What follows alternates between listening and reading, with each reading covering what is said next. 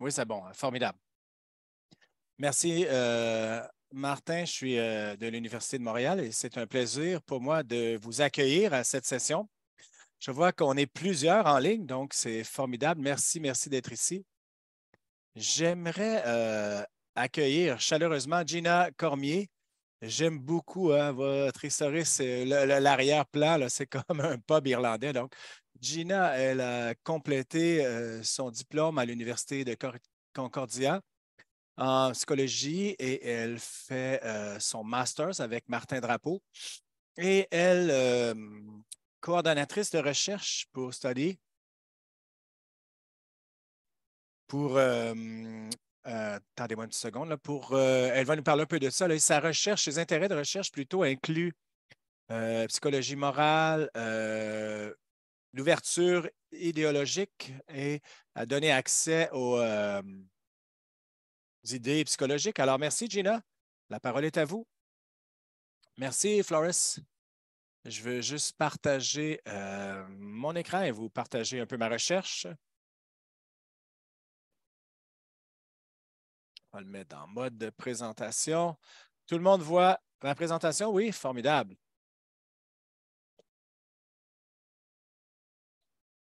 Alors, merci pour cette belle présentation. Comme vous disiez, je suis Gina. Je viens de commencer mon doctorat à McGill en psychologie. Je suis aussi représentante des étudiants pour HIC, l'Académie Campus à McGill ici. Et je vais vous parler aujourd'hui d'ouverture d'esprit. Et c'est un de mes intérêts de recherche. Ce sera au travers la lentille de psychologie. Donc, ce sujet m'intéresse pour plusieurs raisons. C'est ironique un peu, là, mais de plusieurs façons, je ne suis pas moi-même ouverte d'esprit.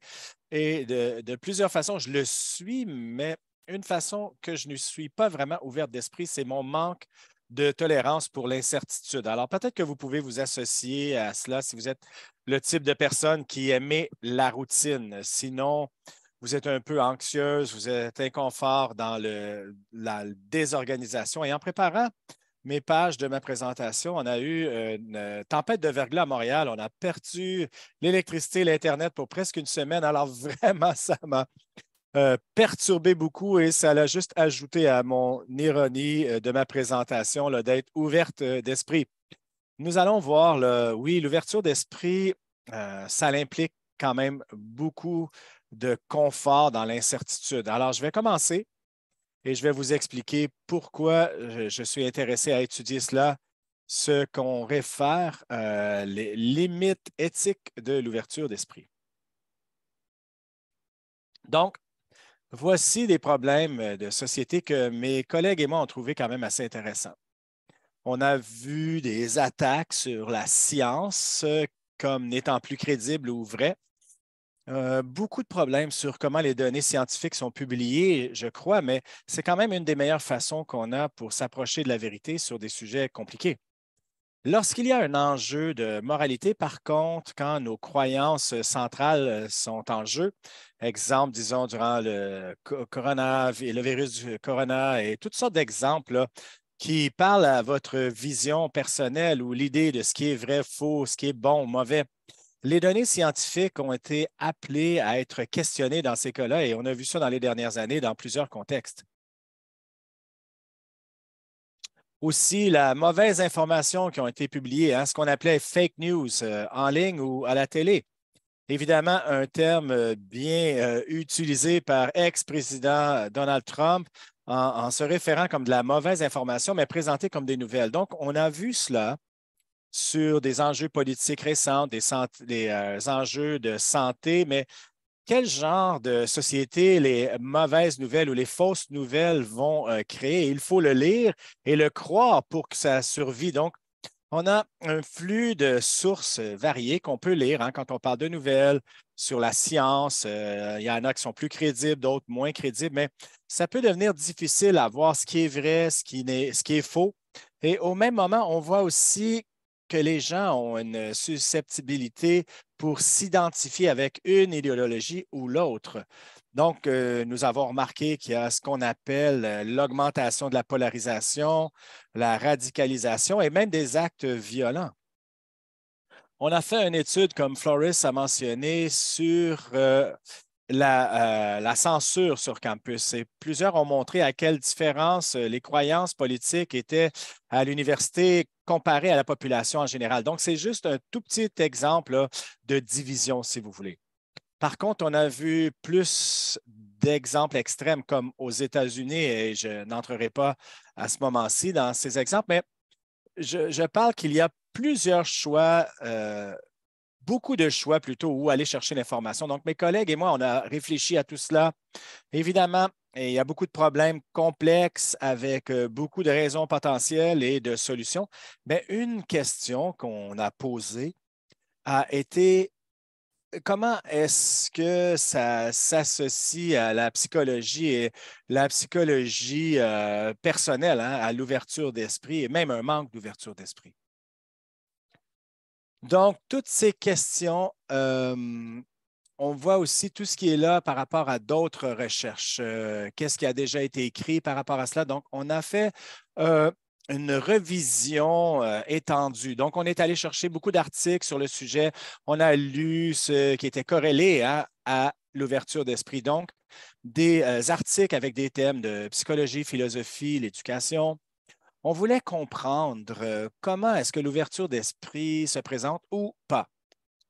Qu'est-ce qui fait que ça fait que plusieurs d'entre nous, quand on voit l'ouverture d'esprit, on pense que c'est quelque chose de bon, mais est-ce que ça peut aussi mener à quelque chose que, bon, on ne croit plus les experts ou la vérité scientifique ou les sources des médias, ou pourquoi se fait-il parfois qu'on ne croit plus à la science ou à de nouvelles sources?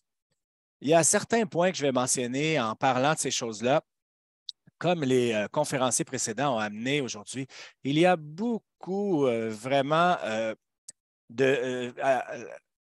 entre la philosophie et la psychologie et que cette ouverture d'esprit, là, il y a un chevauchement sur les deux. Là. Donc, c'est un débat de vertu. Certains ont dit que l'ouverture d'esprit, c'est une vertu intellectuelle. Donc, c'est inhéremment bon. Ça nous permet d'obtenir la vérité et la connaissance. Plusieurs autres ont dit que c'est neutre et que ça démontre seulement sa valeur comme bon si ça mène à quelque chose de bon ou c'est utilisé pour une bonne intention. Donc, c'est quand même assez philosophique. Il y a beaucoup plus sur ça et on va y revenir là, dans quelques pages. Deuxièmement, j'ai eu un manque de constance dans la langue pour décrire l'ouverture d'esprit. Donc, je vais appeler ça construct creep. Évidemment, il n'y a pas d'interprétation pour ça. Là. Donc, cognition, ouverture d'esprit, ouvert aux expériences, aux idées, ça continue.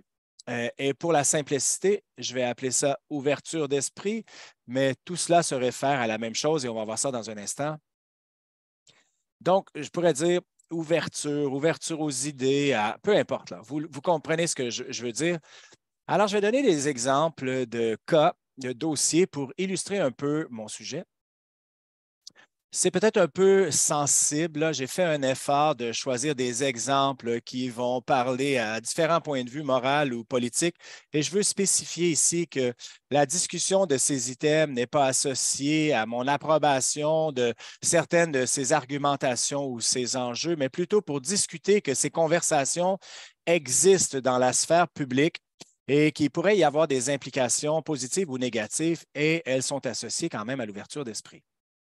Premièrement,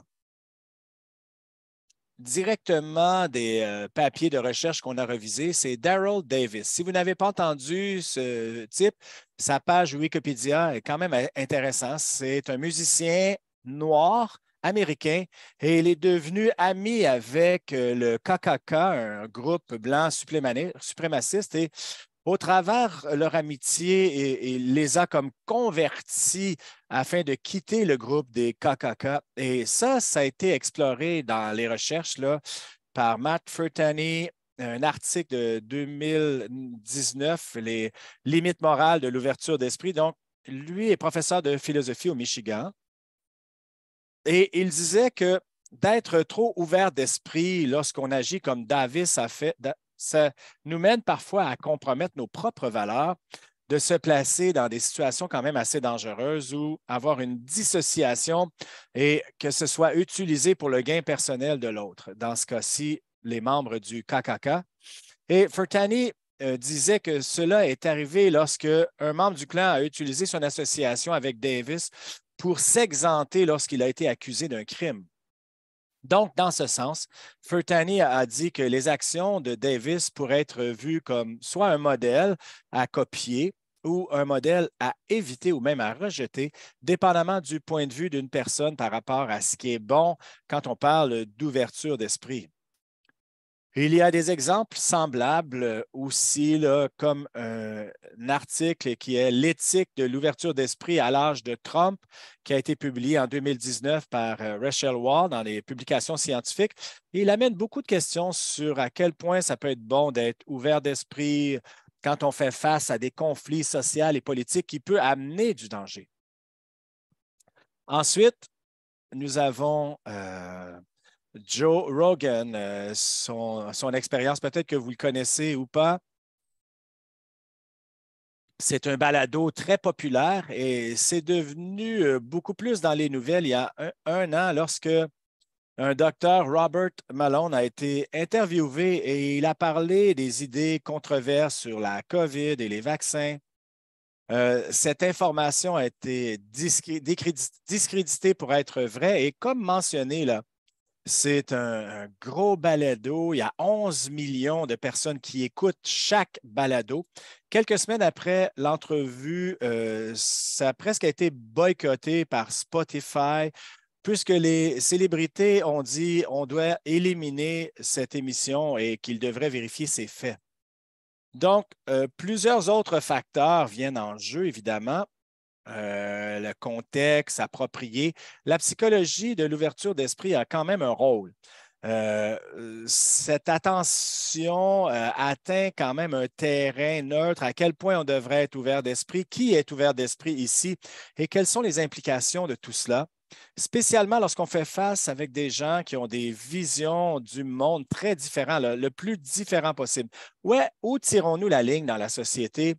Et ça nous ramène à ce débat de vertu. Y a-t-il quelque chose comme d'être trop ouvert à des idées? Donc, souvenez-vous, là, toutes les différences de noms qu'on a eues hein, pour le sujet. Donc, elles se réfèrent pas mal tous aux mêmes choses. Donc, je vais vous lire certaines définitions. Hein. On a commencé à peu près au même endroit de comprendre qu'est-ce que l'ouverture d'esprit.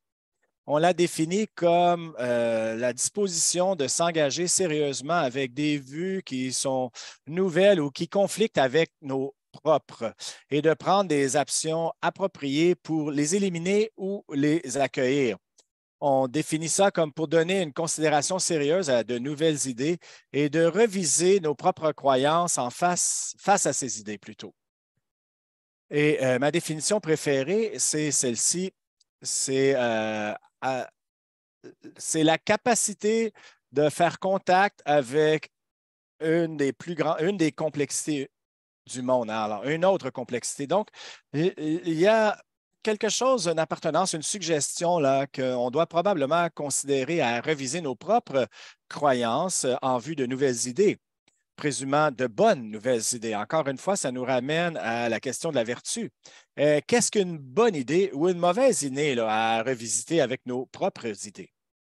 Donc, encore une fois, il y a beaucoup à dire sur ça. Certains auteurs ont suggéré que différentes conditions doivent être rencontrées afin d'appeler l'ouverture d'esprit une vertu. Prenez Daryl Davis. Il croit qu'il y a une bonne chance d'atteindre la vérité dans une discussion. Quelqu'un dirait que ce moyen, c'est une vertu à l'ouverture d'esprit. Ou on a proposé aussi que si la discussion prend place d'une façon charitable, où les deux personnes se donnent le bénéfice du doute, eh bien, c'est bon d'être ouvert d'esprit. Donc, peut-être que vous dites, bon, ce n'est pas nécessairement quelque chose que vous voudriez faire avec quelqu'un dans un groupe comme les KKK, un groupe de haine, et c'est valide. Peut-être que vous aurez donné le bénéfice du doute aussi. Donc, pour continuer dans ce dialogue, si on ne ressent pas qu'on a le bénéfice du doute, si ce n'est pas une matière charitable et qu'on n'obtient pas de la connaissance ou de la vérité, on propose que de continuer dans ce genre de dialogue, c'est stupide, ridicule ou un peu de non-sens. Donc, une ouverture d'esprit non virtuelle, comme de trop être ouvert. C'est une des propositions d'un des documents publiés qu'on a lus et on va y revenir.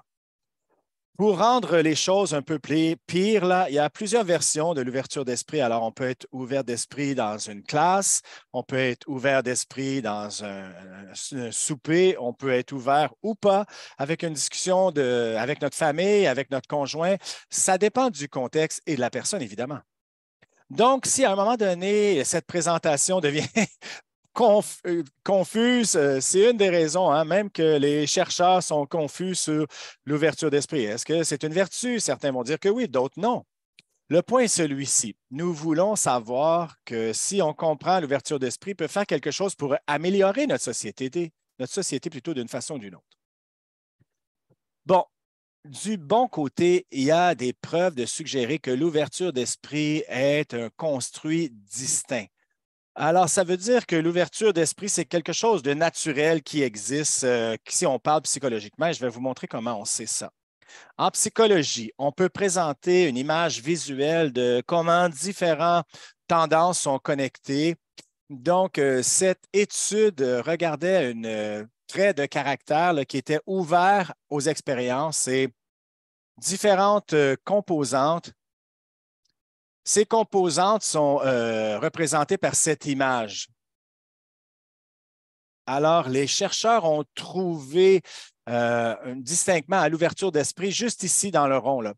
Alors, ils ont appelé ça non traditionnel. Donc, ici, c'est défini comme la réceptivité de nouvelles idées de culture et de nouveaux points de vue. Donc, c'était très, très proche de la curiosité intellectuelle et l'intérêt intellectuel. Et aussi chercher la variété, donc la volonté d'explorer de nouveaux environnements et d'essayer de faire nouvellement la diversité aussi.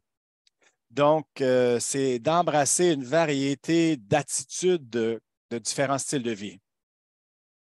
Donc, définition un peu de l'ouverture d'esprit.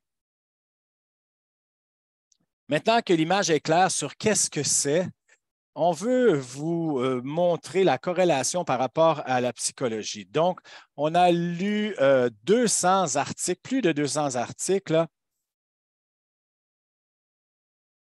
Alors, même si certaines de ces produits, donc, quels construits psychologiques capturent ou sont associés à l'ouverture d'esprit à des idées diverses, à la pensée et à la curiosité intellectuelle plutôt. On a utilisé des mots-clés comme ceux-ci, ouverture d'esprit, pour trouver des articles sur ces sujets.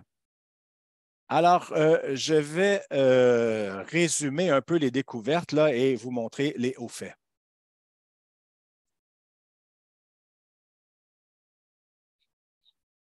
Alors, nous avons analysé les articles de 229 textes scientifiques et trouvé comment tendance était corrélée à l'ouverture d'esprit. Et ces cinq-là revenaient le plus souvent. Tolérance. Alors, pour quelqu'un qui pourrait être un peu anxieuse comme moi, ça peut être un problème pour plusieurs personnes. Là. De tolérer l'ambiguïté ou l'incertitude peut parfois être stressant ou provoquer l'anxiété, mais ce sont des éléments de tolérance. Donc, ça aussi, ça inclut la tolérance politique. Alors, je ne sais pas si on peut parler de notre société comme étant vraiment tolérante politiquement, mais nous avons une chance de pratiquer la tolérance lorsqu'on réalise nos propres limites à quelque chose, quand on fait face à l'inconnu. Donc, ces inconnus sont associés à l'information à un autre individu, une situation, à l'avenir, ou même un enjeu ou une idée. Ça peut être très difficile de nous arrêter à devenir fermés d'esprit et même intolérants. Un individu tolérant trouverait ça moins difficile et pourrait répondre d'une façon plus positive, une façon plus accueillante, faisant face à ce genre d'incertitude. Alors, l'empathie, c'est la prochaine. Donc, il y a eu des découvertes un peu mélangées sur l'ouverture d'esprit. Donc, ce qu'on appelle l'empathie chaude ou froide, affective plutôt que cognitive. Une est plus associée aux émotions et l'autre reliée plutôt associée à la réflexion. Certains chercheurs parlent que l'empathie chaude et cette version peut nous dérailler de l'ouverture d'esprit. Donc ici, on peut imaginer une personne qui ressent vraiment la souffrance de quelqu'un d'autre. Donc l'empathie, c'est d'être capable de se placer dans les chaussures d'une personne avec l'empathie chaude. Imaginez-vous, non seulement vous vous placez dans les chaussures d'une personne pour un instant, mais vous les portez toute la journée. C'est vraiment contagieux émotivement. Avec l'empathie froide, on peut s'imaginer comme quelqu'un qui se place dans les chaussures d'une personne pour un moment, mais garde quand même son sentiment de perspective. Ça n'inclut pas le niveau de contagion émotive. Donc, techniquement, l'empathie cool, si vous voulez, là, c'est une préoccupation, perspective combinée avec. Donc, l'empathie cool ou pas froide, là, mais cool est plus associée à l'ouverture d'esprit. Donc, il y a cet élément-là de respect et on peut voir quelqu'un dans une discussion qui vont mettre de côté leurs propres croyances là, temporairement pour retenir de faire un jugement sur l'autre personne. Ça, c'est prendre ça perspectivement, donc ouvert aux expériences, en est un autre point qui revenait. Là, ça, c'est très de personnalité. Quelqu'un qui a une grande imagination, quelqu'un de très créatif, quelqu'un qui apprécie les arts et aime s'engager avec de nouvelles idées. La flexibilité cognitive, c'est d'être capable de changer entre différentes idées facilement. On peut changer de perspective, on peut avoir différentes approches au même problème et peut-être de reconnaître des connexions possibles entre des idées. Et probablement quelqu'un avec un quotient intellectuel verbal très élevé, là, donc, on voit que cette flexibilité de cognitivité réduit au moment de stress. Et c'est important de mentionner aussi dans la flexibilité cognitive, eh bien, on appelle ça besoin de fermeture et de cognition. Donc, ça, c'est très intéressant et très associé à l'ouverture d'esprit. Surtout un besoin de fermer, c'est associé à une fermeture d'esprit. Donc, le besoin de fermeture, c'est de se geler sur une position et d'éviter des alternatives. Donc, vous connaissez sûrement quelqu'un qui a un haut taux de besoin de fermeture, donc quelqu'un qui ne peut pas supporter l'incertitude. On a corrélé aussi dans la littérature là, de s'associer à quelqu'un qui a un haut besoin de fermeture, se résout souvent à être plus stéréotypé, même va préférer des groupes homogènes et peut-être plus haut dans la conformité et va moins soutenir des discussions d'égalité égalitérien, si vous voulez. Là. Alors, ce qui nous amène dans le dogmatisme, c'est l'opposé de toutes ces autres. Ça a été référé souvent comme l'opposé de l'ouverture d'esprit ou le plus près d'une fermeture d'esprit. J'ai la certitude que vous connaissez des gens dogmatiques, là. Des gens qui sont dogmatiques plutôt ont tendance à avoir de la difficulté à croire qu'ils peuvent à se tromper sur des choses. Et ils ont tendance à dire qu'ils ont toujours raison, pas ouverts au changement, etc. Nous avons souvent, là, vous voyez, on pense peut-être à un stéréotype ici là, de quelqu'un de conservatisme de la droite. Là. Et la recherche démontre que les gens des deux côtés du spectre politique, particulièrement aux extrémités, ont probablement plus en commun par rapport à la façon qu'ils vont processer l'information qu'ils le feraient là, comme des individus plus centrés côté politique. Donc, le risque de sursimplifier cela pour illustrer un peu ce que je dis, disons que nous avons un néo-nazi et qu'on a un antifascisme militant. Les deux, à un certain point, seraient plus ou moins être capables de résoudre l'autoritarisme ou avoir moins d'empathie, moins de flexibilité cognitive, la façon qu'ils vont processer de l'information. Alors, plus que d'autres, les gens du côté radical politiquement, vont probablement chercher à satisfaire et d'être certains pour des choses et de réduire les limites existentielles. Les gens très dogmatiques vont avoir tendance à avoir peur des pertes. Ils sont moins tolérants à l'incertitude ou à l'instabilité des systèmes. Ils ont un grand besoin d'ordre, de fermeture. Comme vous pouvez imaginer, ça peut amener quelqu'un à devenir rigide dans leur façon de penser et ne veulent pas chercher de l'information contradictoire. Alors, beaucoup, beaucoup de besoins de fermeture et d'avoir leur propre idée malgré tous les autres. Alors, à part de tous ces construits qui sont associés à l'ouverture d'esprit, il y a des théories fascinantes discutées dans les articles sur l'ouverture d'esprit elle-même. Donc, je vais vous amener au travers ça pour parler là, comment répondre à ce débat, comment ce n'est plus éthique de parler de cela. Ça, c'était quelque chose qu'on a appelé la théorie triadique.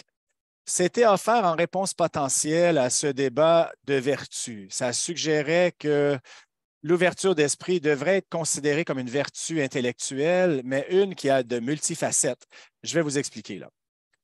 En 2009, un philosophe, Chris Higgins, a proposé cette théorie en réponse d'autres professeurs, si vous voulez, là, et qui s'obstinaient vraiment, pour le dire simplement, que l'ouverture d'esprit n'est pas une vertu.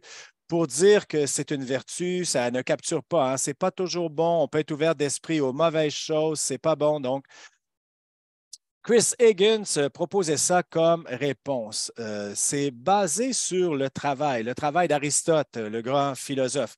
Aristote avait quelque chose qu'on appelait la théorie de l'être, ou plutôt du mime. Ça veut dire que tout ce qui est une vertu doit avoir un opposé, un de déficience et un d'excès. Donc, l'exemple la plus commune qu'on a avec cela, c'est la bravoure, disons. Donc, on peut penser à la déficience de la bravoure comme étant la lâcheté et l'autre, c'était l'arrogance. Ici, Higgins propose que l'ouverture d'esprit au centre, le mime, c'est le centre que ça voulait dire, mais comme exemple, elle a la déficience de la dogmatisme, la rigidité, et comme excès, elle a des marques d'indécision, manque de colonne vertébrale, croire n'importe quoi, etc. Donc, ça, c'est une théorie qui nous a frappé comme étant intéressante et je la regarde depuis plusieurs mois. Plus de temps je passe à la regarder, c'est comme si c'est les deux côtés d'une même pièce. Alors, un peu comme le radicalisme politique. On voit que les extrêmes semblent plus être associés qu'on pourrait le penser.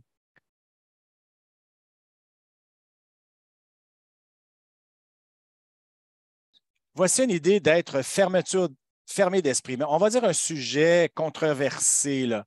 Tu as plusieurs solutions. Et sur l'Internet et dans les nouvelles, les gens à qui tu parles ont des opinions différentes. Disons que vous commencez, vous êtes un peu indécise sur le problème ici. Peut-être même un peu innocent à adapter ces solutions possibles et explications. Disons qu'il y a un peu trop de surdose d'informations émotives. Et là, vous êtes tanné de toute l'information qui vient de ces sources différentes. Vous voulez choisir rapidement. Ça pourrait amener à un style vouloir faire les choses trop vite là, quand on veut éliminer les complexités de toutes ces possibilités. Donc, une fois que vous arrivez à ce point, et là, vous les mains dans les airs et vous dites, je vais choisir quelque chose à croire, vous terminez de l'autre côté, le côté d'efficacité, d'efficace. Vous allez être un peu rigide sur votre décision. Comme, ah, ben maintenant, voici ce que je crois. Voici ma nouvelle source que j'ai choisie. Ou voici ce que je pense être vrai. Parce que si on décide qu'on est certain de quelque chose, au-delà de toute ombre de doute, eh bien, on peut éviter aller de l'autre côté, ce qui pourrait être un état très inconfortable de prendre une décision à nouveau et d'éviter le sentiment de chaos, si vous voulez, ou avoir un état d'esprit mélangé. On ne veut pas aussi passer pour quelqu'un de sans colonne où on ne sait pas ce que pourquoi on se tient ou qu'on représente. Donc, éviter les choses au bas vont pousser certaines personnes à être plus comme aux marques en haut. Peut-être être un peu suspicieux sur d'autres vérités, d'autres explications. Peut-être vous êtes dogmatique là, sur que votre réponse est la bonne réponse. De la peur ou d'un autre côté. Donc, ça me rappelle ici là, le besoin de fermeture et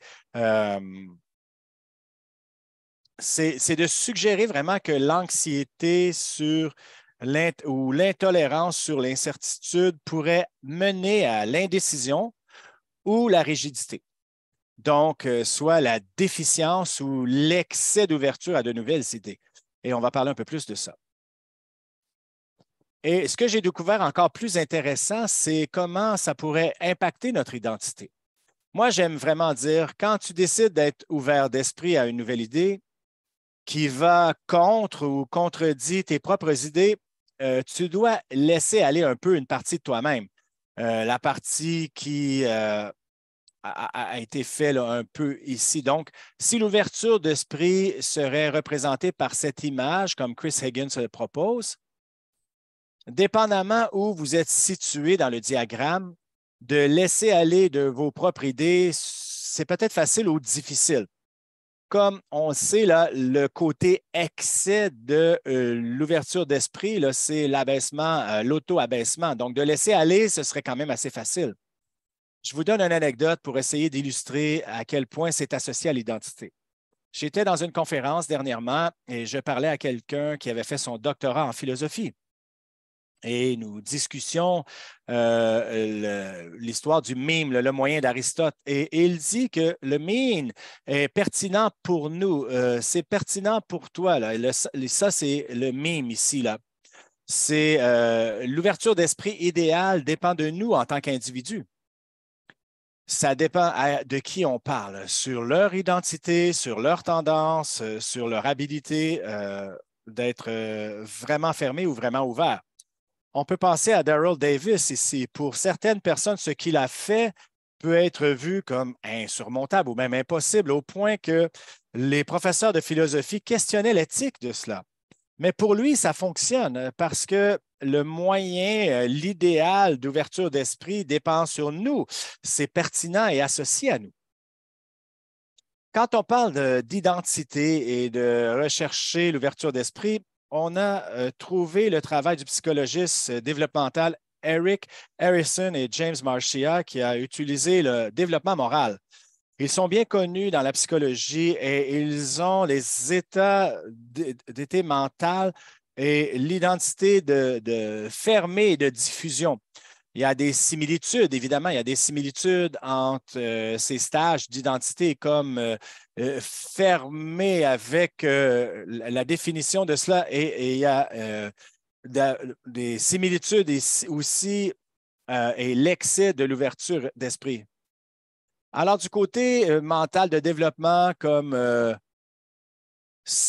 on voulait vraiment réfléchir à quel point qu'il y aurait un standard ou un idéal d'ouverture d'esprit, quand c'est trop versus quand c'est pas assez, ou est-ce que ça dépend vraiment de l'individu? Si vous êtes un peu perdu, là, je vais essayer de vous expliquer quelque chose. Disons qu'on a une ligne, vous voyez mon dessin ici, là, et d'un côté, nous avons l'abaissement, l'auto-abaissement. Et ça, c'est SA. L'autre côté, on a l'arrogance. Et au centre, c'est l'ouverture d'esprit. Plus vous vous éloignez de l'auto-abaissement, plus vous êtes proche de l'ouverture d'esprit.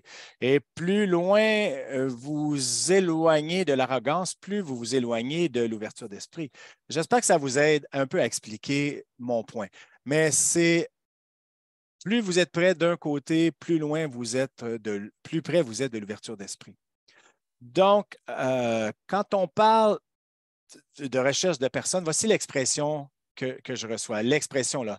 Qu'est-ce que avoir une ouverture d'esprit excédente, là, comme d'avoir trop de quelque chose de bon. Alors, laissez-moi vous parler un peu à quoi ça pourrait représenter.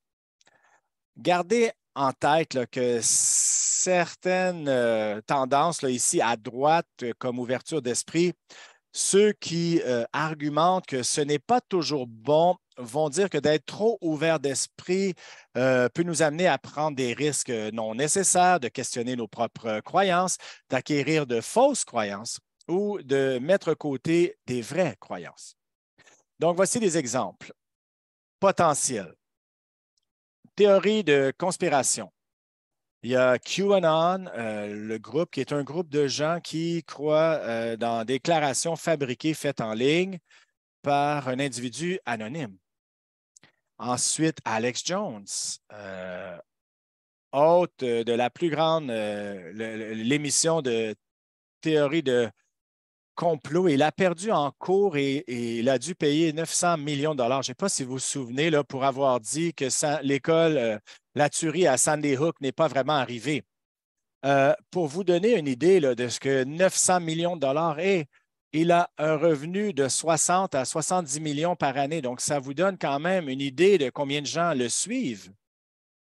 D'autres peuvent considérer cela comme une forme d'être trop ouvert d'esprit ou d'absorber, de croire en de vraies idées, là. Ou être dogmatique envers ce qu'on croit déjà. Mais comment on l'a cru au début? Donc, il y a comme deux côtés de la même pièce ici, là. Ensuite, des cultes.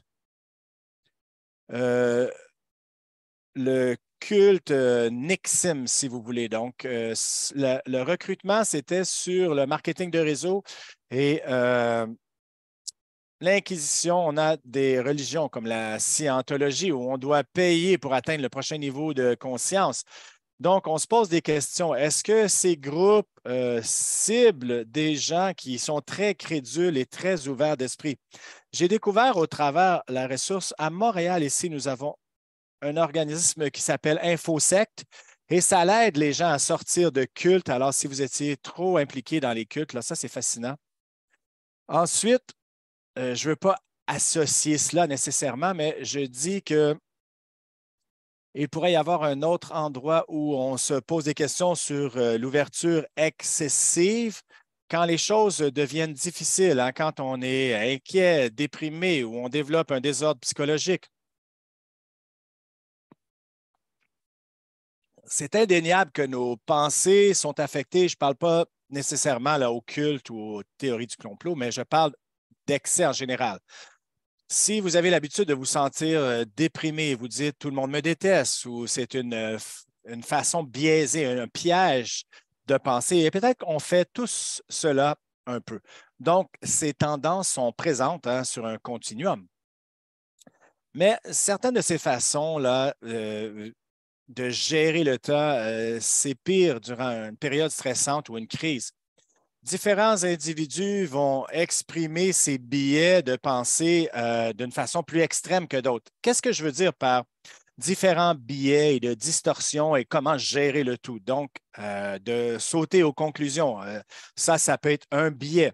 On a la tendance d'aller tout de suite à des conclusions et ça, c'est associé à certains désordres. J'ai mis en lumière aussi là, séparer. C'est la façon que les gens vont gérer de l'information inconfortable et je vais en parler dans quelques pages.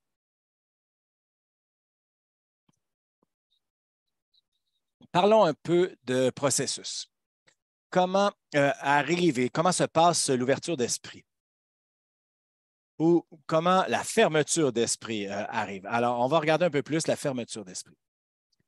Il y a des théories sur ça et il y a deux explications communes. Premièrement, ça dit l'ouverture d'esprit arrive quand quelqu'un confronte une idée non familière et décide de la rejeter ou la considérer. Donc, ça, c'est un processus d'évaluation, de rationalisation. On délibère qu'est-ce qui est vrai, qu'est-ce qui est faux. C'est un peu à la surface, là. On ne parle pas ici d'une question profonde, là. Il y a quelque chose de plus profond que cette explication. Alors, c'est pour ça qu'on a l'explication 2 qui dit l'ouverture d'esprit arrive lorsque nos schémas de connaissances nous permettent à remarquer une idée. Cette explication, c'est la perception. que l'on permette ou pas une nouvelle idée ou qu'elle demeure invisible. Donc, pour notre but, on va focaliser sur l'explication 2. C'est vraiment l'explication la plus intéressante quand on parle de fermeture ou ouverture d'esprit. Ça devient un peu philosophique, là, donc restez avec moi quand même. Nous avons tous des schémas, un peu comme des codes qui nous aident à comprendre le monde. Donc, par exemple, un enfant voit des voitures passer dans la rue et commence à comprendre le concept de rue et de voiture. Et là, ils ont un schéma de transportation, de transport. Disons que l'enfant voit une voiture de pompier, un camion de pompier pour la première fois. Et là, il y a un mélange de choc et d'excitation et peut-être un peu de peur, dépendamment de l'enfant. Et le camion de pompier est ajouté au schéma dans le sens de perception. Donc, ça devient plus compliqué lorsque cette idée est abstraite, comme une croyance politique, disons. Une fois qu'on perçoit l'idée, peut-être qu'on va l'accepter, peut-être qu'on va l'intégrer dans notre schéma de notre monde, ou peut-être qu'on va la rejeter. Alors, un peu comme l'enfant qui voit un camion de pompier pour la première fois et sans vraiment le croire. Ça, c'est sensiblement comment on apprend. C'est la courbe d'apprentissage, c'est s'exposer à de nouvelles idées. Et quand on n'a jamais vu quelque chose qui existe, c'est difficile de le reconnaître. Donc, ça devient très, très intéressant si la nouvelle idée nous rend inconfortable ou si on n'aime pas la nouvelle idée. Alors, je vais utiliser un exemple encore plus abstrait. Disons que quelqu'un dit qu'on devrait bâtir un monde entre deux pays, là. Donc, si cette idée est totalement contre toute idée qu'on pourrait considérer comme être réaliste, eh bien, cette nouvelle idée ne fonctionne pas. Elle n'entrerait même pas dans notre conscient. Par une oreille, sortir dans l'autre.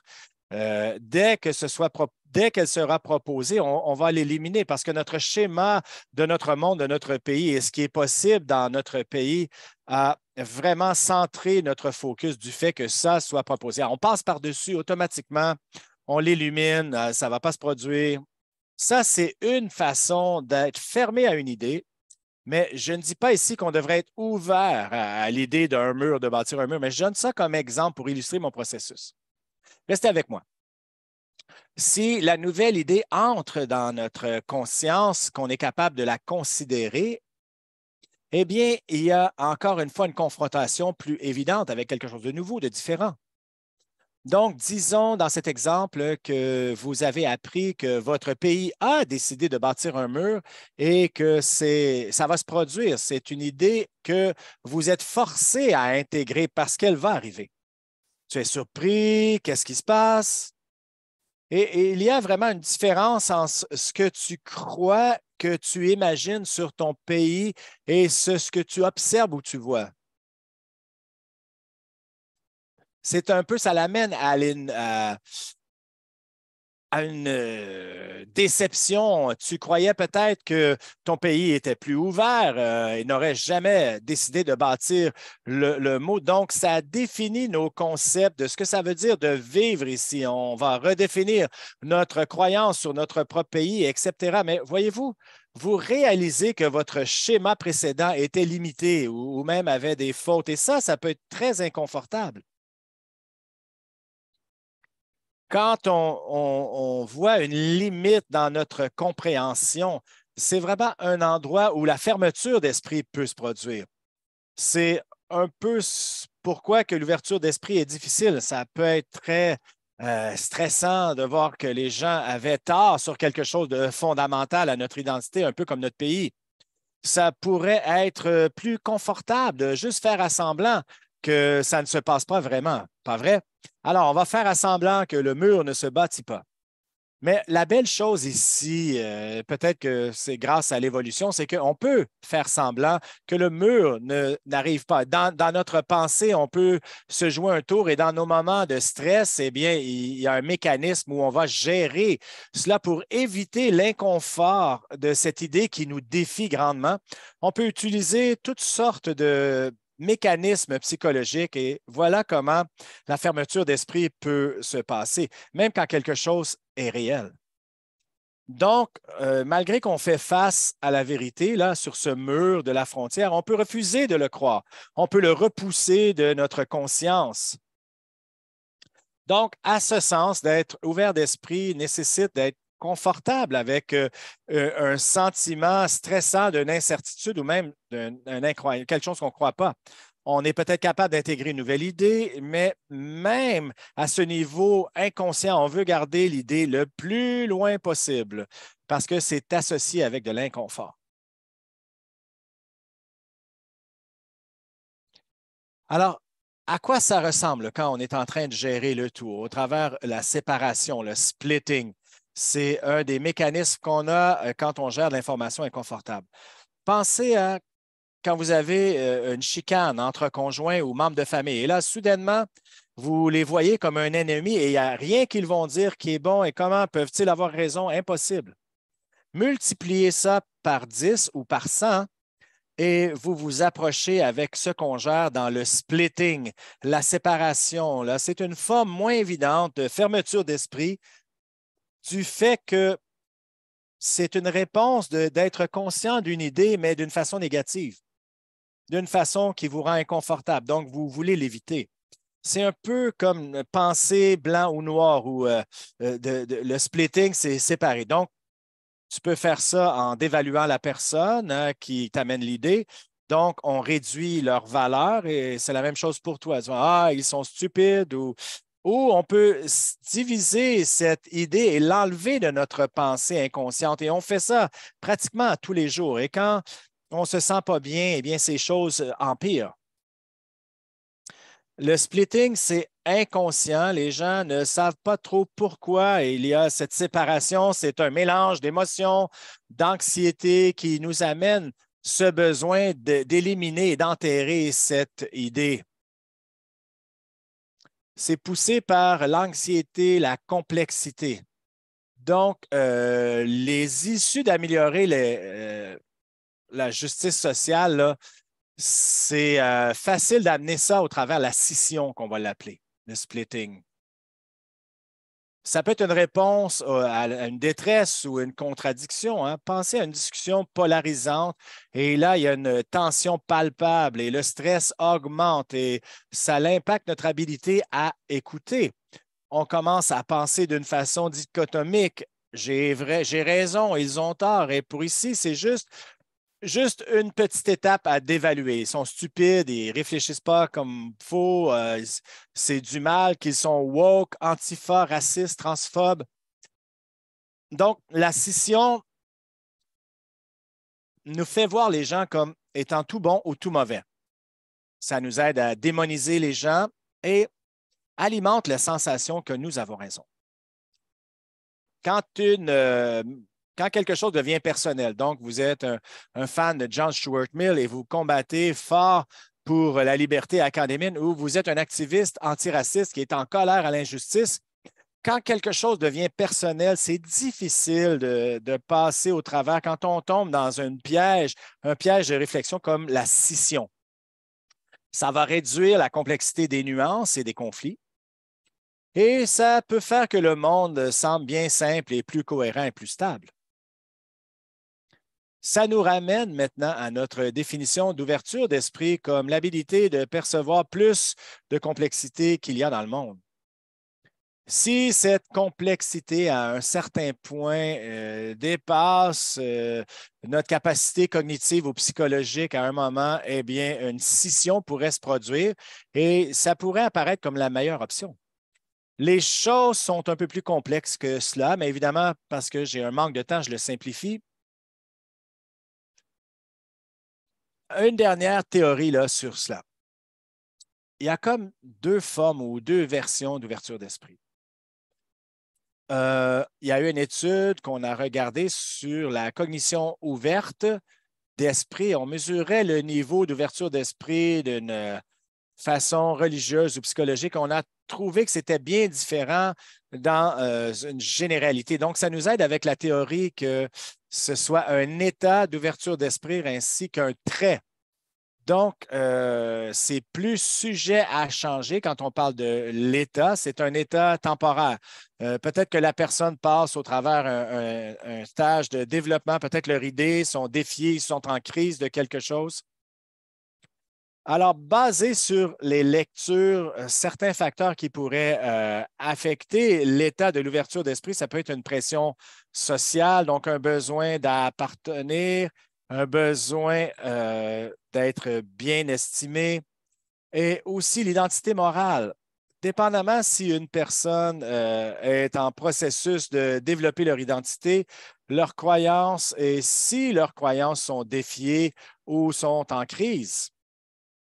Alors, ça peut changer l'état d'ouverture d'esprit où on ne sait pas vraiment quoi croire là, qui va affecter l'état d'ouverture d'esprit. Mais notre concept personnel aussi, dans la même veine, ce concept peut affecter, hein, comme on a vu tout à l'heure avec les pages précédentes sur l'abaissement personnel, on a découvert que quelqu'un avec un sentiment personnel plus faible ou en développement serait plus susceptible de former de nouvelles croyances. Encore une fois, je suggère comme un état d'ouvert d'esprit. Ensuite, il y a les traits ou la disposition une disposition permanente qu'ils ont, peut-être dans une situation de tous les jours, pas vraiment en crise. La personne absorbe la nouvelle information comme d'habitude et peut-être que vous êtes plus équipé pour percevoir la complexité avec ce trait d'ouverture. Des facteurs qui pourraient seraient l'éducation, donc le degré et la fréquence d'exposition à de nouvelles idées. Donc, à quel point les gens ont un modèle de tolérance pour l'incertitude ou est-ce que c'est correct de ne pas connaître la réponse? Est-ce que c'est toléré? La génétique aussi, alors l'anxiété, l'ouverture des expériences aussi là, peut avoir des composantes biologiques ou héréditaires même. Donc, ça peut influencer le niveau de ce trait et les valeurs. Des croyances fortes, ce que nous avons déjà dans notre tête évalué au fil du temps comme étant vrai, culturel, social ou même politique, comme exposition, ça peut impacter notre disposition à être plus ouvert ou plus fermé à de nouvelles idées. Les valeurs, voilà. Donc, pour terminer, il y a beaucoup de choses qu'on devrait savoir sur tout cela. La psychologie et la philosophie et l'éducation des chercheurs, c'était comme un casse-tête au travers de ces questions d'éthique depuis des décennies, si ce n'est pas plus longtemps. On est toujours en train de chercher la réponse. Que devons-nous trouver? Eh bien, on devrait trouver des façons de mesurer s'il y a vraiment un niveau d'ouverture d'esprit excessive ou déficiente où tout est associé à l'individu. Si on pouvait mesurer, on pourrait peut-être avoir plus de compréhension de ce qui se passe avec la polarisation de la société ou même les raisons que les gens vont choisir de se joindre à un culte ou à un groupe haineux. C'est juste important de le comprendre parce qu'il y a tendance d'avoir comme ces tribus idéologiques pour l'instant. Donc, c'est important de comprendre cela. Et si on pouvait découvrir le pourquoi, peut-être qu'on verrait qui est à risque et les psychologues seraient plus équipés pour intervenir. Aussi, on doit découvrir, comme notre professeur Kalev a mentionné, si nos politiques d'équité, de diversité et d'inclusion visent le bon but pour l'amélioration de la société que l'on souhaite atteindre. Sinon, on doit avoir un regard sobre sur comment améliorer nos chances d'atteindre nos objectifs sur la justice sociale en utilisant des méthodes plus réfléchies pour trouver l'évidence que ça fonctionne. Alors, encore une fois, je vous réfère au livre du professeur Caleb, Diversité, qu'est-ce qui fonctionne, qu'est-ce qui ne fonctionne pas, quelque chose comme ça, je pense que c'était le titre. Et encore une fois, j'ai écrit l'ouverture n'égale pas toujours à ouvert d'esprit. Les stratégies ouvertes là, de gestion que l'on utilise, c'est possible pour nous de sembler ouvert. Mais en pratique et en conséquence, ça pourrait être quelque chose de très différent. Même si ça ressemble comme de l'ouverture de l'extérieur, c'est peut-être pas que la personne est si ouverte. Et finalement, on doit découvrir comment améliorer l'ouverture d'esprit. Alors, ce qui nous a frappé et nous a surpris dans les articles qu'on a lus, c'était quand même assez difficile de trouver un consensus sur comment tout cela peut arriver, comment améliorer l'ouverture d'esprit. L'intervention actuelle pour améliorer l'ouverture d'esprit, c'était comme une île dans un océan de théories et de narratifs de toutes sortes. On a vu quand même un mélange d'approches uniques ici et là, mais il n'y avait pas vraiment de réponse définitive à cette question si importante. On a vu par contre que l'ouverture d'esprit est corrélée avec la tolérance et être ouvert aux expériences, c'est la flexibilité cognitive. Donc, ayant dit cela, on doit focaliser sur ces traits et comment les améliorer si on veut améliorer l'ouverture d'esprit et peut-être avec un focus spécial sur certaines formes d'empathie. J'ajouterais aussi que l'on doit spécialement être tolérant envers aux idées peut-être qui semblent menaçantes ou nous déstabiliser plutôt. Comme on a vu, on rapetisse tous le monde dans des complexités faciles à gérer et l'ouverture d'esprit va plus loin que la justice d'idées de conflit. Ça veut dire qu'on doit être confortable avec de plus grandes complexités et sensible à ce qu'on aurait peut-être laissé de côté dans notre compréhension d'une situation ou d'un enjeu.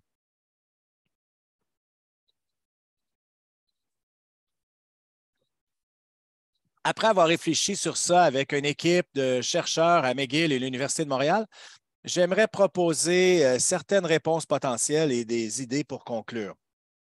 C'est clair que quand on est confronté à des différences et de l'incertitude, on ne répond pas toutes de la même façon. Pas tous. On a des états psychologiques, un process qui pourrait impacter notre habilité d'entendre un autre point de vue. Dans certains contextes, comme une menace ou dans une crise, quand on se sent menacé, ça peut être très tentant de devenir agressif, de blâmer des personnes ou des groupes de personnes. Et ça, c'est une forme d'évaluation des autres. D'évaluation, c'est comme on va traiter de nom. On peut justifier toutes sortes d'actions aussi, là, comme on a vu des exemples terribles dans le 20e siècle, là, un chemin à la déshumanisation quand on commence à d'évaluer quelqu'un. Et j'ai vu ça se produire, moi, d'une petite façon, même à la classe ou même dans un campus. On saute rapidement pour étiqueter quelqu'un et de conclure qu'ils sont du mauvais côté politiquement ou moralement, juste en posant une question critique ou une question inconfortable. Alors, tandis que ça serait important d'avoir un standard universel sur ce qui est bon ou mauvais, qu'est-ce qui est trop ouvert ou trop fermé d'esprit, peut-être que pour un monde professionnel, disons, je ne sais pas si on devrait renvoyer Karen à la comptabilité parce qu'on n'aime pas ce qu'elle a collé sur sa voiture ou elle a dit quelque chose d'offensant dans une réunion. On ne veut pas que ça nous amène au point où on ne puisse pas avoir une discussion. Finalement, on fait face aussi avec l'abondance d'informations. Il y a vraiment trop de choix ou de complexité. Ça peut être tentant de s'associer à la dissociation, de sauter aux conclusions et de prendre les choix les plus rapides sur ce qui est vrai. Alors, on doit focaliser vraiment sur la tolérance au travers de l'incertitude pour améliorer l'ouverture d'esprit et d'être capable de reconnaître lorsqu'on résout à gérer l'incertitude, la complexité qui ne pourrait pas nous être utile ou sain. Euh, Trouver des façons de connecter avec les autres pour garder ce dialogue continuel, même si c'est difficile pour nous. Alors, pour éviter le réflexe d'étiqueter et d'évaluer. Alors, c'est spécialement important là, sur les campus et les départements comme la psychologie où tellement de choses que l'on fait et toute notre profession vraiment est basée sur les mots et de connecter avec les gens. Alors, sur ces mots, je vous remercie beaucoup pour votre attention. Un gros merci à l'équipe qui a travaillé avec moi sur toute l'information. Et si vous aimeriez demeurer en contact avec toute activité associée à la conférence et notre campus à McGill, eh bien, envoyez-moi un courriel et je vais vous ajouter à notre liste de publications. Et si vous avez des questions, des commentaires ou des critiques, je vais faire de mon mieux pour être ouverte d'esprit. Merci, Gina. Merci. Quelle belle conférence. J'aimerais ouvrir le plancher pour des questions. Alors, si vous êtes là, mettez vos questions dans la boîte là, Q&A. Il y a un petit bouton où vous pouvez soumettre vos questions. Il y a déjà quelques questions déjà entrées. Alors, Tina, si tu es prête, Gina, première question. C'est une question de Mark Clinch. J'espère que j'ai bien prononcé son nom. Mark a posé la question, as-tu remarqué s'il y a une corrélation directe entre les gens hauts dans l'ouverture d'esprit et des enjeux avec la dépression ou l'anxiété? Oui, très bonne question, Mark. Ce qu'on a remarqué sur cela, c'est des gens avec l'anxiété et la dépression ont tendance à être plus comme être des gens qui vont tomber dans ce qu'on appelle un piège de réflexion. Donc, on saute aux conclusions, on a besoin de fermeture, des choses comme ça. Ça, c'est une des choses qu'on a remarquées. Donc, on propose à ce point-ci que l'anxiété a un effet de modération sur l'ouverture d'esprit et la fermeture d'esprit par rapport à ça, parce qu'il y a une relation vraiment d'utiliser comme des pièges de pensée, de distorsion pour expliquer le monde. Disons, comme on a dit dans la présentation, là, quelqu'un qui est déprimé va sauter aux conclusions que tout le monde me déteste, pas vrai? Et ça, dans un sens, c'est une réponse à quelque chose intolérable, comme ça peut être une émotion intolérable ou une incertitude, mais c'est quand même une façon biaisée de penser. Donc, dans ce sens, oui, indéniablement, notre pensée est affectée par un de ces désordres. Quand on a un désordre d'anxiété, de dépression, oui, notre pensée est affectée et ça peut avoir un effet sur à quel point on va être ouvert ou fermé d'esprit. Merci. Une autre question de Adam Burnett. Est-ce que notre besoin de fermeture et de cognition sont anticorrélés? S'ils sont anticorrélés, je présume que oui. Je ne sais pas vraiment assurément, là, mais le besoin de cognition, là, c'est comme l'opposé hein, dans la littérature quand on voit un besoin de fermeture. C'est celui qui est plus associé à la fermeture d'esprit, tandis que de ma compréhension, au moins, le besoin de cognitivité est plus associé à de comprendre une situation. Donc, on est prêt à aller voir un peu plus d'explications. Donc, ce n'est pas nécessairement être fermé comme besoin de fermeture. Je ne sais pas s'ils sont anticorrélés ou corrélés négativement, mais je présume qu'ils soient comme des opposés. Mais encore une fois, je ne suis pas certaine. Bonne question, par contre. Une question de anonyme. Pouvez-vous spéculer un peu plus sur comment appliquer ces recherches pour encourager l'ouverture d'esprit ou tout au moins un mouvement pour un mime de vertu? C'est comme si la formation, entre parenthèses, pourrait amener vraiment une perturbation, un peu comme les points de vue du docteur Caleb, là, un peu comme des interventions qui ont un impact. Là. Oui, oui, oui, absolument. Et j'espère de faire mon doctorat sur ce sujet et d'explorer un peu plus ces interventions qui pourraient démontrer comment être plus ouverte d'esprit. Une façon que nous pensons, là, c'est d'être capable de mesurer. J'aime comment tu as fait référence à la théorie du mime doré, c'est d'assurer que c'était comprenable, hein, parce que c'est quand même gros quand on le présente. Mais dans cette théorie, on aimerait être capable de mesurer si quelqu'un tombe dans la déficience ou dans l'excès, dans ce spectre, parce que ça pourrait vraiment augmenter notre conscientisation propre s'il y avait une certaine mesure objective de cela, qu'on pourrait devenir plus conscient de cela. Wow, je réponds sur ce questionnaire comme étant déficient ou excessif dans mon ouverture. Mais la question, c'est une grande question, que ce soit juste associé à l'individu ou y a-t-il une façon de mettre une mesure objective? On y regarde, mais j'apprécie le point. Nous devons avoir plus d'applications pratiques. C'était un manquement qu'on a vu dans la littérature, là. Il y avait des choses différentes de proposer, comme j'ai mentionné, mais pas vraiment de consensus sur ce qui amène l'ouverture d'esprit. Et c'est là qu'on se dirige. Euh, Juste pour suivre sur cela, je me demandais, et peut-être c'est dans la question aussi, si l'ouverture d'esprit doit être sur le continuum et l'optimisation, là, peu importe là, par rapport aux données d'optimal, là, si vous voulez que ça soit un peu dans le centre. Si vous avez une intervention qui augmente l'ouverture d'esprit, euh, on risquerait de mettre des gens qui sont déjà au centre ou le côté un peu trop du spectre pour qu'ils puissent expérimenter ça un peu, l'effet de votre formation. Est-ce que vous pouvez commenter un peu sur ça? Est-ce que c'est quelque chose que vous vous inquiéteriez ou comment voyez-vous cela de prendre compte de ça? Très bon point. J'y pense un peu comme une façon différente. Quand je pense maintenant à cause de voir la vue de ce diagramme et d'améliorer l'ouverture d'esprit.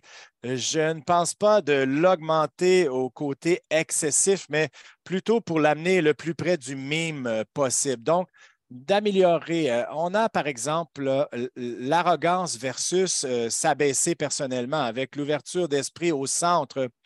Donc, quelque chose d'amélioré aimerait les deux côtés de l'exposition. Donc, moins de chances de s'abaisser personnellement, l'arrogance aussi, et plus d'être équilibré. Hein? Alors, on recherche l'équilibre plutôt que l'augmentation nécessairement. Oui, c'est cool. Euh, merci, merci. Très bonne question. J'ai une autre question et au lieu de regarder à la déficience ou l'excès de l'ouverture d'esprit, euh, est-ce que c'est un peu de vie de revenir à la fermeture comme un processus continuel? Oui, je pense qu'au lieu, là, je pense que ce serait une bonne façon de caractériser le tout, hein, de penser comme euh, un fait c'est comme la scission là, que je parlais vient de personnalité, des ordres de personnalité borderline qui ont une thérapie spéciale à cause de la tendance là, des gens avec le borderline de faire des scissions. Là. Ça ne veut pas dire que tout le monde qui font une scission là, sont borderline. Non, non, non. C'est quelque chose que quelqu'un va faire plus. Et ils vont le faire un peu plus souvent. Donc, on traite cela avec dialectique. Bon, c'est possible pour que deux idées opposantes existent au même moment. Alors, oui, j'espère que ça répond à la question, mais je pense que c'est une belle façon de caractériser le tout, peut-être d'une façon moins péjorative. Je pense qu'il y a une déficience et un manque et la vertu et le vice. L'excès de déficience et tout ça peut courir le risque d'être péjoratif ou je crois là, que c'est un peu comme dialectique là, d'aller aux extrêmes en réalité. Faire un suivi, là, est-ce que vous êtes consciente sur des études qui démontrent des associations négatives avec l'ouverture d'esprit ou une relation entre l'ouverture d'esprit et autre chose que nous connaissons comme étant mauvais? Je pense qu'on a eu une question sur la dépression, l'anxiété. Pourrait-il y avoir, hein, est-ce qu'on peut imaginer avoir des problèmes avec une prise de décision ou y a-t-il comme des données empiriques là, sur cela, sur lesquelles on pourrait se baser? Oui, absolument. Alors, par exemple, là, je me référerais à cela directement à l'inventaire des grandes cinq personnalités. On appelle ça neurocisme ou l'ouverture. C'est une étude très, pas une étude, mais une mesure qu'on utilise en psychologie depuis plusieurs années et qui a été très validée. Donc, si vous lisez dans l'interprétation, par exemple, là, de l'ouverture des gens et cette mesure, si le pointage de quelqu'un est très ouvert et très élevé dans l'ouverture, il y a des implications avec ce qu'on pourrait décrire maintenant là, comme des traits négatifs, comme éparpillé, quelqu'un qui est éparpillé. Donc, quelqu'un qui a une difficulté à prendre une décision ou va facilement rejeter ses propres idées en faveur de n'importe qui se promène dans la rue. Alors oui, on pourrait voir et regarder dans le haut pointage d'ouverture d'esprit de l'interprétation sur l'inventaire des 5 grandes personnalités. Donc, je ne suis pas sûr que vous allez le trouver avec ce nom-là, mais malheureusement, c'est un peu comme un outil propriétaire que les psychologues vont utiliser plutôt. Alors, je ne sais pas si à quel point d'interprétation va être disponible au public, là, mais il y a définitivement une relation entre une haute ouverture d'esprit et des traits négatifs. Aussi, quelqu'un qui, c'est comme ils vont dire, hein, quand tu étudies le NIO, là, si quelqu'un a une très haute ouverture, peut-être qu'ils vont être très créatifs et avoir de belles choses qui se passent, mais aussi, ils vont peut-être croire plus rapidement dans un piège de réflexion, là, une distorsion. Et c'est pour ça qu'il y a l'association avec la dépression et l'anxiété. Merci, merci, c'est bon. Ça semble très intéressant d'avoir comme un aperçu de ces données comme un aperçu du soutien empirique là, de cela qu'il pourrait y avoir là, comme quelque chose de pas tellement utile pour l'ouverture d'esprit. Formidable. Quelqu'un dans l'auditoire est curieux de savoir à quel point l'ouverture d'esprit est associée aux facteurs socio-économiques. Êtes-vous au courant? Peut-être une classe ouvrière sont plus ou moins ouverts d'esprit par rapport à une classe un peu plus élite? Non, non, je n'ai jamais lu quelque chose sur ça. Je pourrais spéculer, là, mais, mais ce serait quand même très intéressant de savoir. Je n'ai rien vu de tel là, sur ce sujet. On a une question qui, la personne se pose que, bon, ce que vous recherchez, l'ouverture d'esprit, à quel point ça peut aider à informer une matière, en matière de EDI, le sujet de ce colloque ici, là. Donc, avez-vous vraiment quelque chose où vous pensez que votre travail pourrait alimenter ce que les gens veulent entendre là, sur l'équité, la diversité et l'inclusion dans un contexte de liberté académique? Avez-vous quelque chose à dire sur ça? Je pense qu'il y a beaucoup de relations. Que je puisse les articuler bien pour l'instant, j'espère que oui.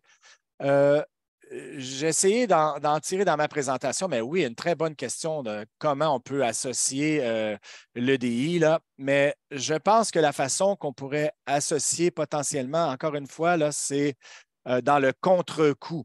Les résultats que, lorsqu'on n'obtient pas les résultats qu'on s'attend avec une initiative de EDI. Donc, par exemple, si quelqu'un nous dit qu'on doit faire cela d'une façon plus inclusive, un message plus inclusif ou une politique plus inclusive, disons que professeur Caleb décrivait au début, dans le contexte de cette intervention, comme dans une formation obligatoire qu'on doit aller pour contre les biais. La personne dans la formation pourrait dire le mantra d'inclusion, mais est-ce qu'ils font la scission de quelque chose? Est-ce qu'ils ressentent l'inclusivité ou ils font juste jouer un rôle?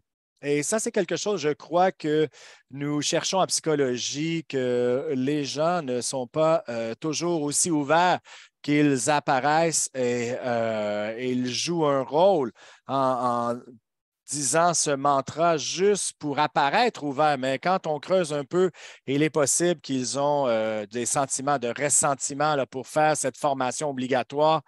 Et comment cela aurait l'air en réalité quand ce ressentiment va grandir. Et comme le professeur Caleb a démontré là, que ce n'était pas bon par rapport à une plus grande représentation dans l'embauche, hein. Si on force les gens à faire de la formation obligatoire et qu'on n'a pas vraiment la preuve que ça va fonctionner, les gens vont dire qu'ils sont ouverts, mais ça ne veut pas nécessairement dire qu'ils le sont habituellement.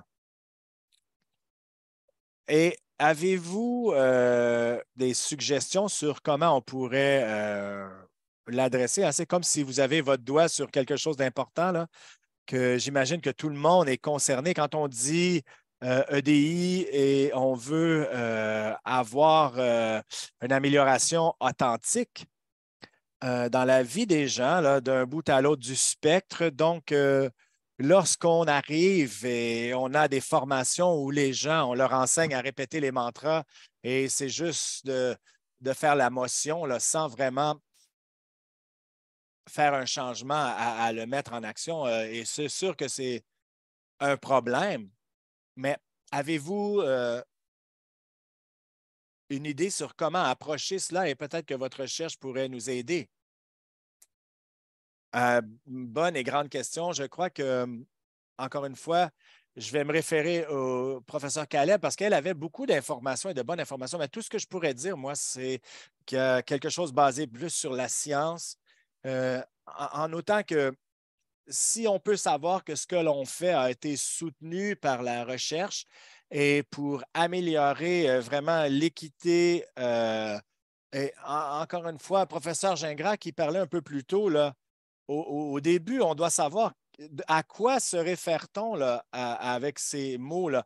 Il y a tellement de nouveaux mots, manque de clarté, il y a comme une tendance pour nous d'être. Qu'est-ce qu'on veut dire quand on parle d'équité, d'inclusion, de diversité? Ça ressemble à quoi au juste? Là? Le message ici est un peu brut, on essaie de le découvrir, mais ce n'est pas vraiment clair, si on veut. Donc, j'espère qu'on est au moment où on essaie de surcorriger quelque chose et peut-être que c'est quelque chose qui va s'équilibrer. On va réaliser que, oh, il y a peut-être une meilleure façon d'y aller qui va quand même nous amener ce que l'on recherche, mais peut-être plus équilibré ou soutenu par des preuves scientifiques aussi. Donc, où la recherche pourrait aider avec ça, encore une fois, c'est de trouver les interventions qui vont amener l'inclusion à la diversité. Donc, c'est mon champ de travail. Donc, des individus, des personnalités, un niveau d'ouverture. Qu'est-ce qui augmente l'ouverture d'une personne à penser d'une façon plus diversifiée? Je ne pense pas que c'est les formations obligatoires, mais par rapport à ce qu'on doit faire en allant de l'avant, là, bien, je pense qu'on va chercher les solutions, hein, évidemment. Euh, on va dire ce qu'on veut dire et les mots vont vouloir dire les mêmes choses que ce que la personne pense que ça veut dire. Donc, en utilisant le langage commun.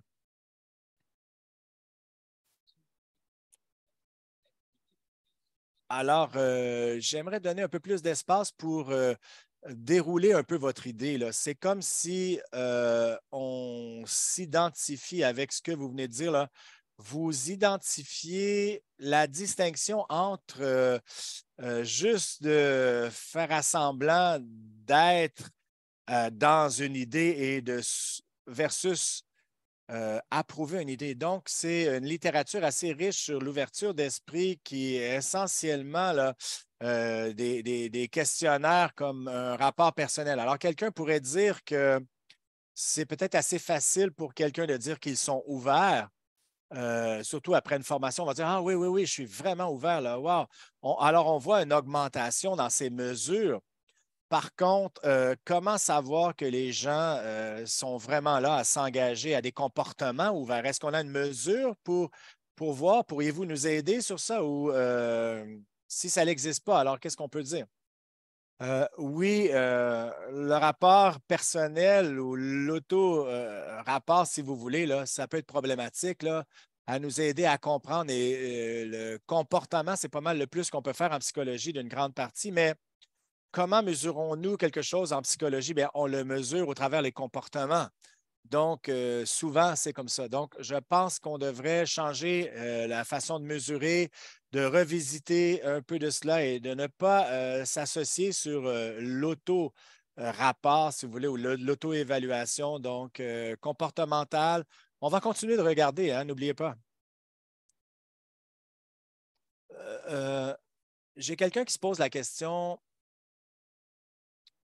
c'est en français, mais je vais la traduire parce que j'imagine qu'ils vont écouter l'interprétation. Donc, cette personne se demande, disons, euh, la personne dit, si on vous comprend bien, vous situez l'ouverture d'esprit comme à quelque part sur une échelle entre des extrêmes. Euh, et la question de cette personne, c'est quelle est la place de raisonnement scientifique dans cette histoire-là? Où est-ce qu'on pourrait se retrouver par rapport à observation de faits, éprouver des hypothèses ou avec le but de vraiment prendre une décision sur un problème particulier? Est-ce que ça compte comme fermeture d'esprit ou pourriez-vous commenter un peu sur la place de cela dans votre façon de penser? Donc, si je comprends bien la question, c'est où est-ce que la science entre en jeu dans le sens, est-ce qu'on a des standards objectifs sur qu'est-ce qui est trop ouvert d'esprit, qu'est-ce qui est pas assez ouvert d'esprit? Non, je pense que c'est la question plus rapport de la façon que je la comprends là, sur et le processus scientifique, est-ce qu'on caractérise ça comme ouvert d'esprit, fermé d'esprit?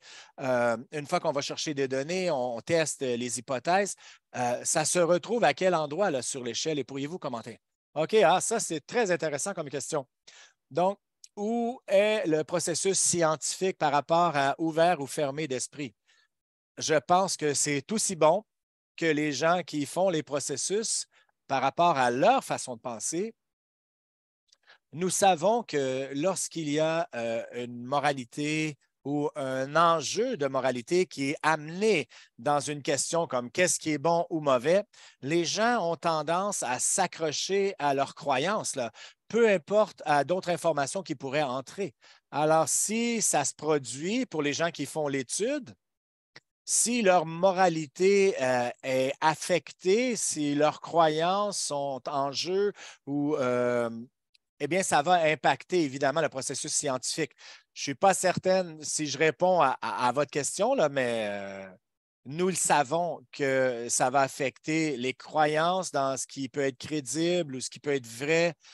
Si on a déjà une idée préconçue ou très personnelle de ce qui est bien ou mal, je crois que c'est possible que la science ait la vérité objective, absolument. Je crois qu'il y a quelque chose d'objectif, qu'on peut obtenir des études scientifiques, mais on a besoin hein, de ces revues et ces recherches où on obtient vraiment des gens qui vont reviser le tout comme ça. D'autres personnes qui ne sont pas aussi biaisées que nous peuvent donner leur opinion. Une autre question sur la situation là, dans un contexte social. La question, c'est quel est votre sens d'ouverture d'esprit?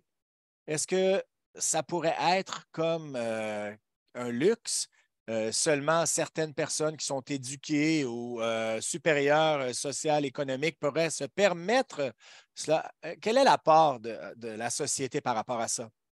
Donc, si l'ouverture d'esprit serait quelque chose que juste les gens éduqués pourraient atteindre?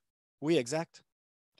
Non, non, non, pas du tout. Je veux dire, bon, je vais tenter d'appuyer mon idée, là, mais je pense que c'est quelque chose, comme j'ai dit, ça dépend. Si on regarde les traits dans les pages que je vous ai montrées, donc les valeurs d'une personne et son éducation, même parfois la génétique et quel était l'autre point, je l'ai ici pas loin, là. L'éducation, la génétique et les valeurs. Donc, les valeurs. Donc, si vous avez grandi avec, donc, si vos parents, on va dire, vont dire, ah, c'est correct que tu ne connaisses pas la réponse à quelque chose, ça, c'est déjà en train de créer un modèle de tolérance d'incertitude. L'enfant va dire, c'est pas grave si je me trompe. Alors, ça dépend beaucoup sur les choses d'un âge très jeune et peut-être que ça peut répondre à la question précédente aussi là, sur les statuts socio-économiques. Ça dépend vraiment sur le genre de modèle que vous avez et le genre de valeurs que les modèles sont bâtis, vice-versa, qui dépend aussi ou qui vont déterminer votre ouverture d'esprit ou pas. Donc, ce n'est pas quelque chose de luxe qui a rapport à l'éducation, mais évidemment, l'éducation peut aider aussi, là. Et peut-être pour faire un suivi sur cette question-là, la personne peut-être se pose comme question, est-ce que l'ouverture d'esprit pourrait être comme quelque chose de mauvais ou quelque chose qui pourrait attirer les gens? Donc, c'est comme ta preuve de, comment dirais-je, d'entrer dans le club des riches ou de te joindre à notre groupe, il faut que tu sois ouvert d'esprit ou c'est comme une exigence de supériorité socio-économique. Croyez-vous qu'il y a un risque de cela? Oui. Oui, oui, je pense qu'il y a un risque absolument de ça. J'aime la façon que vous le dites. Je crois vraiment qu'il y a un risque de ça et en fait, je pense que ça se produit déjà à un certain degré, mais c'est quelque chose qu'on devrait être conscient de cela pour l'étudier, le mesurer. On ne veut pas que ça devienne quelque chose d'exclusif ou, bon, ben, si tu as un tel pointage, tu peux suivre ce cours. Non, non, absolument pas. Mais c'est important, par contre, ce serait bien d'avoir une mesure objective parce que même si on n'a pas la mesure objective, ça se produit déjà là, où les gens on se conforme hein, au groupe. Si on regarde l'étude Ashline, je ne sais pas si vous H, c'est ASCH, l'étude, c'est une très bonne étude sur la conformité, une étude fondamentale. Et on va dire que quelque chose de faux juste parce que tout le monde dans la pièce dit quelque chose de faux, même si c'est contre notre perception. Et c'est ce qui m'inquiète un peu par rapport à la badge d'être ouvert d'esprit. Et la même chose avec l'EDI, là. Euh, on disait, nous croyons dans cela, nous sommes ouverts, je suis ouverte, mais euh, comment déterminer cela versus un signe de notre vertu en disant que vous êtes le plus ouvert parce que tout le monde dit ça, donc je vais dire ça. Donc voilà, on parle un peu de l'importance de trouver cette mesure objective, mais c'est quelque chose à garder en tête lorsqu'on cherche cette mesure. Oui, cool. Donc, je pense qu'il nous reste que quelques minutes là. J'aimerais pivoter rapidement sur le rôle des institutions dans cette matière. J'ai comme quelques questions là, qui sont centrées au travers cette demande par rapport à ce que les institutions peuvent et devraient jouer un rôle à parrainer des environnements où les gens seraient capables d'explorer un peu plus ou d'avoir un comportement un peu plus ouvert d'esprit. Pensez-vous que vous avez un sentiment ou des suggestions à savoir pour des leaders d'une certaines institutions à être comme ça? La question est excellente. Moi, je focalise plus sur l'individu, l'aspect psychologique de ça au niveau personnel. Mais ayant dit cela, je pense qu'on devrait regarder la recherche et qu'est-ce qui est démontré, qu'est-ce qui démontre un effet positif. L'institution pourrait jouer un rôle positif en la diversité, l'inclusion, oui, mais nous devons regarder ce qui marche. On doit s'assurer que ça fonctionne. Et c'est quelque chose, comme on dit là, très facilement, on peut tomber dans ce piège ou une trappe. Eux font ça, on va faire ça nous aussi. Eux disent cela, nous allons dire cela aussi. Donc, cette conformité. Et ça devient vide, ultimement. Là. Ça devient comme vous actez. Bon, on a un quota à atteindre. On va faire nos devoirs, on va atteindre le quota, mais on ne parle pas vraiment du vrai enjeu. On doit s'assurer que si on va essayer de faire quelque chose comme institution, mais on ne fait pas juste d'en parler et on cherche vraiment la vraie enjeu, par exemple, là, avec notre représentation de peuples autochtones, de personnes noires à l'université. Est-ce que l'on donne aux étudiants autochtones et aux étudiants noirs une vraie opportunité à un jeune âge d'entrer dans les institutions où on fait juste lancer de l'argent à ce niveau doctorat et on va dire, ben, on a fait nos devoirs, mais on n'a pas vraiment parlé là, les vrais enjeux, pas vrai? Oui, totalement, totalement. Excellent. Alors, on approche la fin, même on est rendu à la fin, donc je sais qu'il y a des questions que j'aurais aimé parler. Donc, merci Gina, merci pour votre présentation, vos commentaires.